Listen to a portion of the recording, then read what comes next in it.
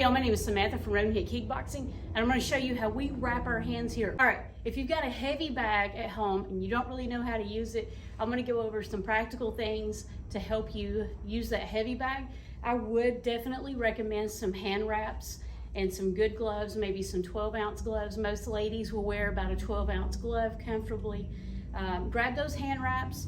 There's a little loop here. Now, some hand wraps will say this side down is kind of dummy proof. Some will not. You'll just have to find like the stitching and go with that. All right, I want to take my thumb. Now remember, there's about 100 different ways to do this. This is just how I do it here, okay? So I'm going to put my thumb in, and I intentionally left my smartwatch on, and you're going to have to figure out how to wrap around it. So I'm going to go around the wrist. I'm going to cover my knuckles. I'm going to come up through my fingers. You do not have to come up through your fingers. I like to, just because sometimes when I'm hitting the speed bag, they'll unravel on me. It's very annoying. Go around the knuckles again.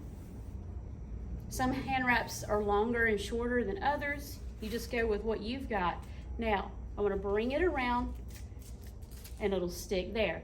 If you're in the scenario of you come around and this happens because you wrapped it like backwards the wrong way, you don't have to unwrap your whole thing. Your whole hand wrap here. Just twist it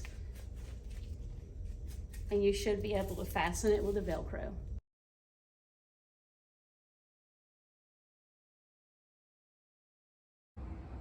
Now, if you wrap your hands and your fingers are cold or numb, tingly, that's not good. You've got them too tight. You've applied a tourniquet, essentially. You need to loosen them up. Take it down and wrap it a little bit looser, not so tight.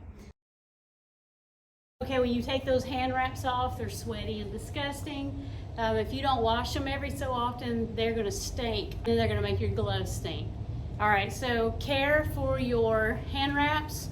I would never really roll them up while they're sweaty and just leave them stored like that because the stank is gonna soak in.